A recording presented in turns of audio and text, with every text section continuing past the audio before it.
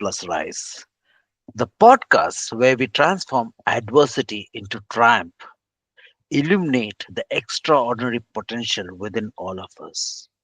I am your host, Thomas Carrier. I'm a resilience and accountability coach, an ultra marathoner, and a firm believer in your next most powerful chapter. This podcast is a companion to my book, Resilience+Rise 26.2 Transformative Miles to Unleash Your Marathon of Life Mindset, available around in all the major platforms. Here, we amplify stories of hope, perseverance, and success to inspire your journey. Today, I have the honor of speaking with Lisa Zarcone. We just had a conversation, and for me, what I see that she's a true embodiment of resilience. Lisa is an author, she's a public speaker, and an advocate who has faced unimaginable challenges, transformed the experience into a powerful force for good. She has written a couple of books, the first one being The Unspoken Truth, If Walls Could Speak, which was followed by the book of Joann, the story of her mother. These books have been a message of hope, healing, and most importantly, the importance of speaking your truth. Lisa, welcome to Resilience+Rise, the podcast. Thank you so much. Thank you, Thomas. What a beautiful introduction. I appreciate that so much. I'm glad to be here chatting with you today. So, um, how this podcast came across is that when we started talking, and I realized there's something about what you could tell the world, what's been happening around. So, if we could just go through the happenings around. In fact, you have already put it out in the book, but I know there are listeners who may have not heard your stories. And guys, I will be putting out Lisa's connections as well as her book information and her website in the comments below. Do have a look onto it. So, Lisa, let me start with a simple question. Who are you? Who am I? Lisa Zarcone. I am an author, a public speaker, a child and mental health advocate.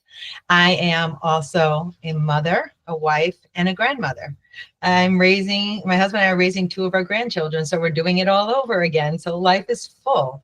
But who is Lisa the woman? Lisa the woman is a very strong, resilient woman who has been through many things.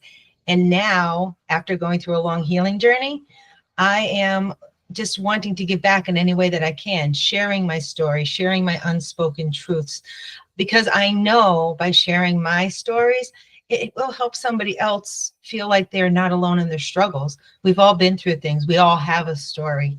And when we share them for purpose and education and awareness, we can make wonderful things happen. And that just connects us universally. Fantastic.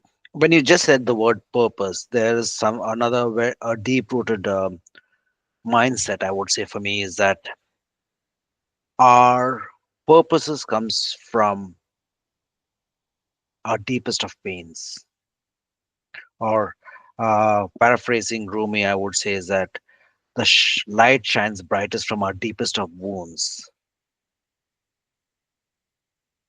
So, you, in this last few seconds that you mentioned about your purpose, you were very much with a force. What happened that you have become such a strong advocate? And as I just mentioned, the importance of speaking out. If you would like to tell the audience or the listeners what happened. Yes. So my story is quite complex. So much did happen from a very young age on up. And I did go through many pains and so much trauma and abuse that it really, threw me into such a horrible direction in my life. So starting out as a young girl, losing my brother at the age of 6, he was 9, he passed away of leukemia. He was my best friend, he was my protector. When you break down back prior to that age, my mom struggled profusely with mental illness, and our home was very unstable even at a young age. So my brother was my protector, and when I lost him, my world blew up. I was devastated. And my dad always said the day my brother passed away is the day we lost my mother. And that's such a true statement, because my mother could never overcome the fact of losing her child. And then you add in mental illness and mental health factors. And of course, at that time frame of the 70s, nothing was ever spoken about. Everything was silent. Nobody talked about it. And moving forward from that, my home just was destroyed. And everything that happened from that step forward was really about trauma, dysfunctional environments, abuse. Unfortunately, my mother brought unstable people into our home because of her illness, and they preyed upon me as well. So when you talk about abuse, there's mental abuse, emotional abuse, physical abuse, and then sexual abuse. So I went through many, many things, and my abuse went on for a long period of time. It wasn't just like, and I don't say this lightly, it wasn't just like it was one episode of abuse, because abuse is abuse. It's all awful. My abuse went on for years upon years, right up into my teenage years. And it really did such damage when you have a child who has that inner resilience to keep on shining no matter what. I tried my hardest through each and every obstacle that I went through, each and every pain that just went deeper and deeper. But I always tried to push forward. I was at the brinks of death at one point. I did contemplate suicide. So I've been to the darkest of the dark, but I always had this inner feeling of strength and hope, and that faith that it was going to get better. I would think of my brother, and I would feel like he was always saying to me, "Come on, Lisa, you got this. You can keep going. I'm walking with you." I always felt his presence with me, and I always felt spirit around me. And that was really what got me through the hardest of times. And I kept my story silent for years. And that came back to haunt me as I got older. And I had to face it. I had to look at it. I had to face it. I call it taming the beast. That's how I named it. That Hmm. my abuse from the past was like taming the beast. I had to face it, and I had to break the silence. I had to speak about it. And it's interesting because there was different points in my life where I was thinking, who's going to come save me? Who's saving me today? Is someone going to come save me? And I would wait, and I would wait, and I would hope, and I would pray. And nobody ever came. It's unfortunate and it's sad. And I thought to myself at some one point, if no one's going to come save me, then I have to save myself. And that's what I fought really hard for. Again, that resilience and that strength to keep pushing no matter what was thrown in my direction, no matter how hard and difficult it was. And trust me, it was horrendous in the abuse. It was very, very difficult, but I persevered, kept moving forward. And I always knew that whatever I did in life, it was going to be about helping others, helping children who don't have a voice, helping adults who went through the same things as myself, who are still living in silence today. I know by sharing my story, sharing my truths, that people will realize they're not alone. We're here to help you. We extend that hand, we shine that light, and we say, hey, we got you. And we move forward together. And believe me, the healing journey is messy. It's difficult. There's nothing pretty about it. That is for sure. And it's really, really hard. But it's the best journey that someone can ever go on, because on that journey, you are saving yourself. You are pushing yourself towards freedom, to live a full life, to enjoy the moments, to feel, to know that your past does not have to define who you truly are. And when I look at myself today from the young girl that I was back when, I've stepped into my purpose. I've stepped into who I was always meant to be. And for years, that purpose, that inner me who should have always shined, didn't, because of the darkness of my past. But once I claimed it and fought for it, it brought me to where I am right now. I am an author of 2 books. I am a public speaker. I'm out there every day. It's funny because I wake up every day, and this is going to sound cliche and maybe silly to some. I wake up every day and I think about, how am I going to impact the world in a positive way? What message can I give? What's my voice going to be? What am I going to say that's going to inspire somebody or help somebody? And I do truly think about that every day when I wake up. I'm like, how am I going to impact the world today? And I get out there and I do the best that I can. And I always feel like that message is meant for somebody. And even if it's just touching one person, then I know I'm doing my job. I'm doing what I was always meant to do.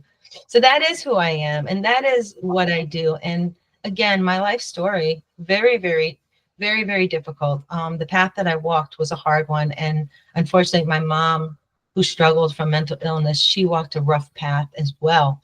So not only writing my book, The Unspoken Truth, but then writing the book of Joann, it was a tribute to my mother and a promise. My mother always said to me, Lisa, one day, please share my story. People need to understand the reality of what mental illness does, not only to the person, but to a whole family.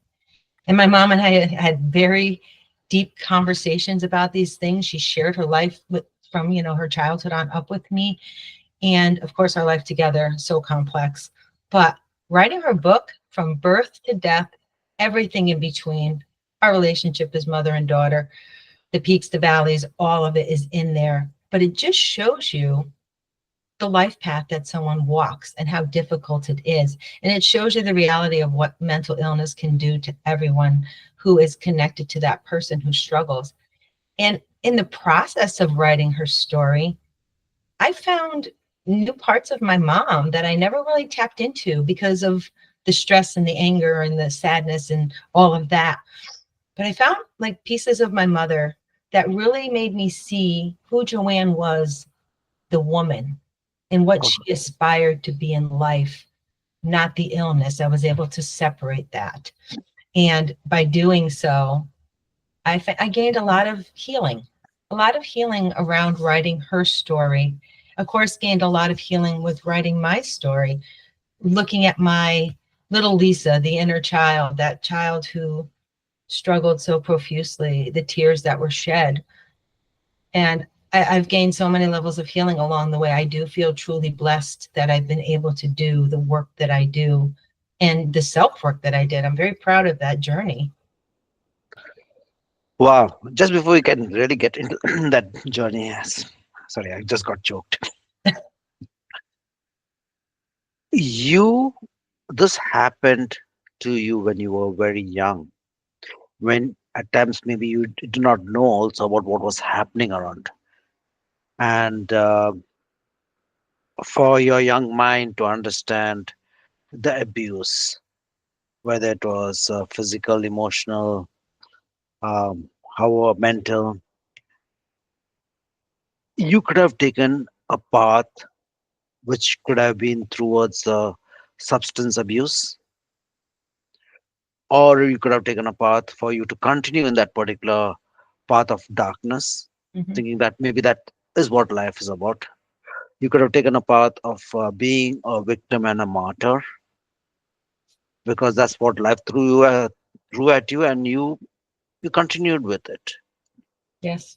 And at times when I look at some of the people today, they do still continue with that same journey wherein they talk about the other victim, the other martyr, or it Mhm. happened to intergenerational, however they put it as. How am I supposed to take it out? When you talk about resiliency, what was one factor? You mentioned your brother's presence was something that helped you, Mhm. but what kept you, like, in case you wanted to shy away from the hurting and the pain, and especially for a young mind?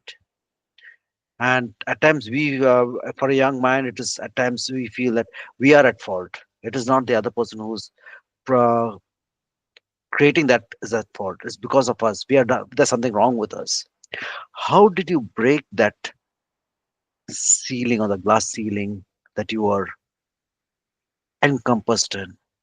Yes, that's a great question. And I went through many stages in life. So as a young girl, when I was really struggling, when my house was really, really in a very bad way, and I needed space from it. It's interesting how kids think. Mind is so different as a young child. So for me, it's like I need to get out into nature. I need to get away from this. So I would take my dog, I would take my little backpack with my art supplies and my writing, all my stuff. And I would go into the woods behind my house and I would sit under the big pine trees and talk about like tapping into your senses. I would smell the pine, I would touch the things around me, and I would sit there with my dog and I would find peace in that piece of nature, the quiet. And I would write and I would draw and I would do poetry, all of those things. And those are all coping mechanisms, self-soothing skills that naturally just came out because I think young children are always in that creative space. How can I block out this darkness? How can I block out this horror? I'm going to put myself in a space where I feel safe and comforted. And in nature, sitting under those trees is where I found comfort. And then moving forward, whenever I was struggling, I always found myself tapped into some type of nature, something into that regards of creativity. But when I went through darkness to where I wanted to die, I did. I had a plan. I wanted to commit suicide. I was 13 years old. Imagine 13 thinking your life is over. And I did think long and hard. I had a game plan. I set this game plan in motion. And interesting enough, where I went was to a lake near my house. There was a waterfall. And my thought was to jump. Jump. It'll be over. I'll be with my brother. I'll be safe. Those were my thoughts in my mind, the darkness.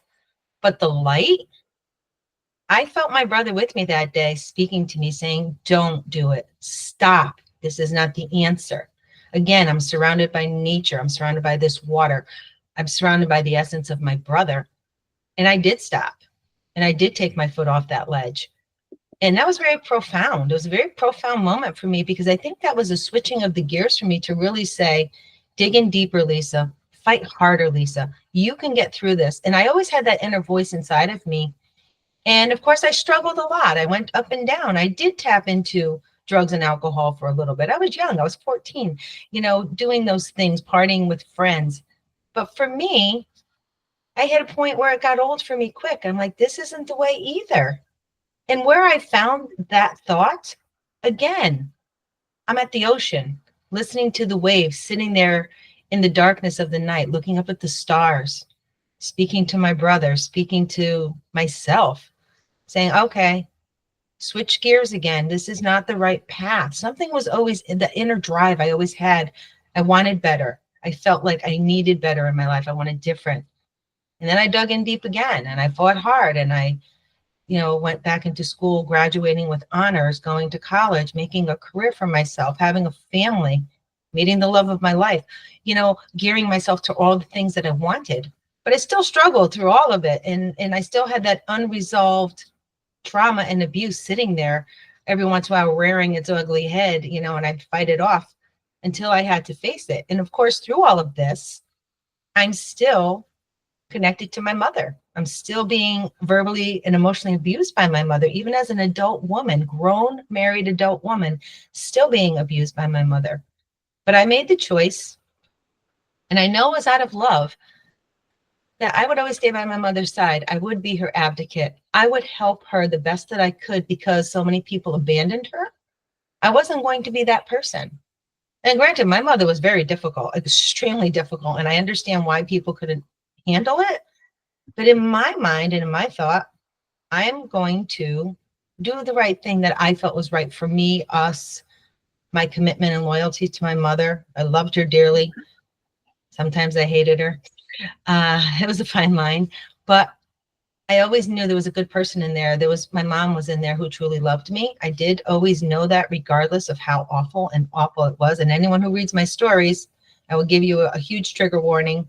My story, very raw, very profound. I do not leave anything out from the child's perspective. Speaking of abuse, I did tap into those old dark memories and really put it out there. I mean, I laid it all out on the table. I didn't hold anything back. Could you just show that book to the listeners? Sorry, that. Yes, no, that's fine. So this is my book, The Unspoken Truth. And this cover, I wanted to share this with you. So I designed this cover. And if you see the little girl, I don't know if we can bring her up in there. Yep, So, yep. yep, We can see it. Yep. okay. You see that there is the house, the dark house. I called my house the House of Horrors because every time I stepped up those stairs, my stomach would turn and I would be so sick to think about what was going to happen next because I lived in the unknown every single day. So my house was the House of Horrors. And the little girl with the teardrop coming down her eye with the shh, that was the silence because I was always told never to speak of anything that ever happened in my household.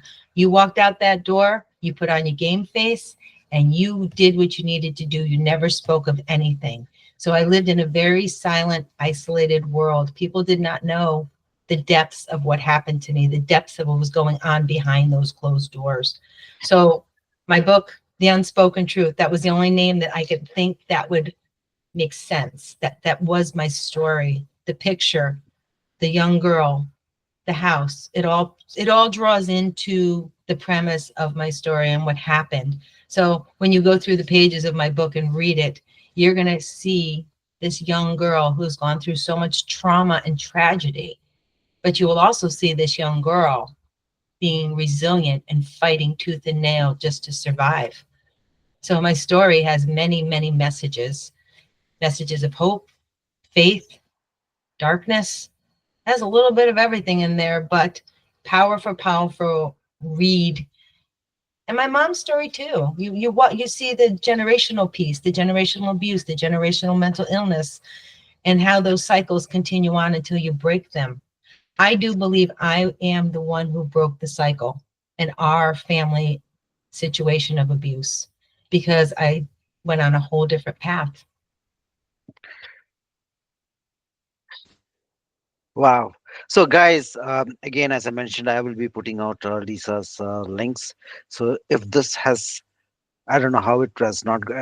I mean, if you're if you wanted, do look out for the book and reach out to Lisa. And if the struggles are going through, just being mindful of the time, Lisa, is that you have traversed that journey. You have done the healing. Now, I would love to get into the healing part, but I know that would take another half an hour of the podcast. But for people, for listeners, what would you suggest for them to be more resilient? I'm not asking as advice because advice a lot of people give. Yes. And I personally, when somebody gives me an advice, I don't listen to it.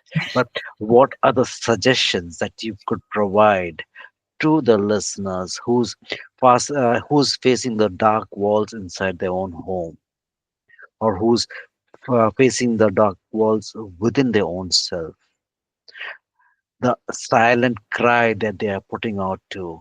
What suggestions would you tell them? I mean, small steps that could make a difference. Yes. The small, and I get that about, when you throw things out at somebody, they're not always willing to listen because there's so much static going on and so much surrounding that. The best thing I could tell anyone who is struggling, first of all, to remember to take care of you and to learn how to love you for who you are and what you do. And as you go through your paths and your journeys, remind yourself that you are worthy. You're worthy of good things in life. And then you kind of tap into how are you going to get there? How do Mm, you get there? You get there by starting with taking care of yourself and breaking down the things that have held you back and take them small pieces at a time. If you take everything that has happened to you and you try to solve it and go through it all at the same time, it's not going to work. mhm. It will fall apart. I believe me, and I say that from experience because I tried to take everything that happened to me and deal with it at one time, and that's not how it works. You got to break it into small doses. You always start at the beginning. Go back to your childhood. Tap into the childhood. Where did things go wrong for you? How did things fall apart for you? What is the darkness? The more you learn about yourself, and understand yourself, that is when you really heal. You start to heal. You understand your triggers. You understand your, the ticks, and then you learn how to work with them and not against them. I also encourage people to write things down. You do not have to be a writer to write. And people say that to me all the time, like, oh, I can't write things down. Yes, you can. Even if it's one word, even if it's a swear word. I hate to even say it like that, but like, if you're so frustrated with something and you want to write something on that piece of paper, release it, write it. That is for you and only you. You look at it, you read back your stuff, it validates all that you've been through. When you hear your own voice speak those words, you're empowering yourself because you're looking at your unspoken truths, your reality. And that's when you start to do the work piece by piece. You filter through, you work through these things, and then you release it and let it go. And that's your stepping stone onto the next part of your life. And you just keep on going. And when you're tired, you rest. You put it aside. In writing my book, The Unspoken Truth, it took me 6 years from beginning to end because I had to keep putting it down. I had to take care of myself in that process. But in that process, that's where the healing came. That's where the loads became lighter. And I was able to see things more clear. That clarity, you do get clarity. So that is the biggest piece of advice I can give to anybody is that love yourself first, know your Mhm. self-worth, and go forward from there. Wow. So, guys, we just heard, or I just had a very, very powerful conversation with Lisa. We just heard about what her journey was. We discovered how she uses her voice to inspire and empower. And what she has said is that every one of us have got the power to break the mold, to grow more than what we are supposed to be. It is not just about what has been happening to me, but what we can do from now on, the difference that we can make to ourselves. Do you want to still carry the load of your past trauma? Do you want to still continue with your trauma and drama? Or do you want to empower yourself to be or have the life that you always wanted? It may be not huge steps, but small, single steps takes you a long way. Again, as a runner or as a person who has seen different elements, I always say is that a road of 1,000 miles starts with a single step. It's true. So make that a possibility that when you look back at life, you say that I have overcome, I have become, irrespective of what has gone through me, whether it is about sickness, whether it is about the mental challenges, whether it is about anything, but we can overcome.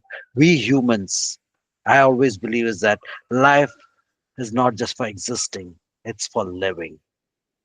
So, Lisa, thank you so very much for your space and time. Here, I would like to stop our conversation and thank you again. Thank you so much for having me. It was great to chat with you today. And I just would like to say to everybody, my motto, embrace the journey. Beautiful. Thank you. Thank you.